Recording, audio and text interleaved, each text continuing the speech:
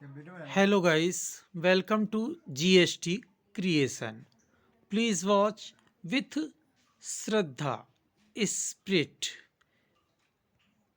आज हम शंकर जी के कुछ विशेष बातों पर ध्यान देंगे। हम आज बात करने वाले हैं द्वादश ज्योतिर्लिंगों की। सबसे पहला सोमनाथ ज्योतिर्लिंग है। यह पृथ्वी का पहला ज्योतिर्लिंग है जो कि गुजरात में सौराष्ट्र क्षेत्र में पाया गया और वहाँ हम श्रद्धा से सोमनाथ जी के नाम का स्मरण करते हैं। दूसरा ज्योतिर्लिंग मल्लिकार्जुन आंध्र प्रदेश में कृष्णा नदी के तट पर श्रीशैल नाम के पर्वत पर स्थित है और माना जाता है कि इसके दर्शन से समस्त पापों की मुक्ति हो जाती है। तीसरा है महाकालेश्वर, महाकाल की नगरी, मध्य प्रदेश की राजधानी उज्जैन नगरी में ये स्थित हैं। इसे धार्मिक राजधानी कहा जाता है और भारत का ये एकमात्र दक्षिण मुखी ज्योतिर्लिंग है और जिसमें सुबह भस्म आरती होती है।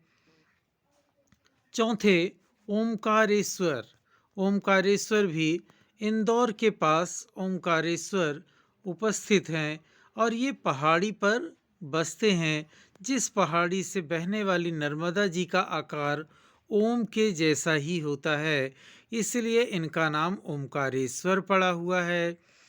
पांचवें हैं केदारनाथ जी। केदारनाथ जी उत्तराखंड में हैं जो बद्रीनाथ के मार्ग पर स्थित है। केदारनाथ समुद्र तल से 3584 मीटर की ऊंचाई पर हैं। स्कंद पुराण और शिव पुराण में भी इनका महत्व और प्रकाश डाला गया है। छठे हैं भीमा शंकर। पुणे जिले के सह्याद्री नामक पर्वत पर आप उपस्थित हैं। आपको मोटेश्वर महादेव जी के नाम से भी जाना जाता है और आपके दर्शन से 7 जन्म के पाप दूर हो जाते हैं और दर्शनार्थी स्वर्ग के मार्ग को खोल लेता है। अगले हैं काशी विश्वनाथ। उत्तर प्रदेश के काशी नामक स्थान में आप उपस्थित हैं और यह ऐसी धर्म नगरी मानी गई है जो भोलेनाथ के त्रिशूल पर है और माना जाता है कि जब भी प्रलय काल होता है तो प्रलय के बाद भी काशी ज्यों का त्यों सुरक्षित रहती है। 8वें नंबर पर हैं त्रयंबकेश्वर महाराज। गोदावरी नदी के तट पर महाराष्ट्र राज्य के नासिक जिले में आप उपस्थित हैं।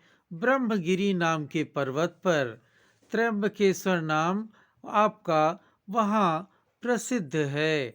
भगवान शिव को गौतम ऋषि और गोदावरी के नदी के आग्रह पर ज्योतिर्लिंग के रूप में यहाँ रहना पड़ा। अगले हैं वैद्यनाथ स्वामी। वैद्यनाथ स्वामी को 9वें नंबर का ज्योतिर्लिंग कहा गया है। ये झारखंड में बिहार प्रांत के संथाल परगना दुमका नामक जनपद में पड़ता है। 10 हैं नागेश्वर महाराज।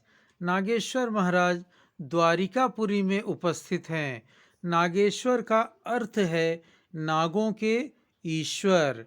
द्वारकापुरी से ज्योतिर्लिंग 17 मील की दूरी पर उपस्थित है और इनके दर्शन से सभी मनोकामनाएं पूर्ण होती हैं। 11वें हैं रामेश्वरम भगवान। तमिलनाडु राज्य के रामनाथपुरम में आप उपस्थित हैं और आप बहुत पूर्ण और पवित्र माने गए हैं। भगवान राम लंका पर चढ़ाई के पहले जिस स्थान पर भगवान शिव जी का पूजन किए थे वही स्थान रामेश्वरम धाम के नाम से पूजित है। 12वें हैं घृष्णेश्वर। घृष्णेश्वर महादेव जी महाराष्ट्र संभाजी नगर के समीप दौलताबाद में उपस्थित हैं।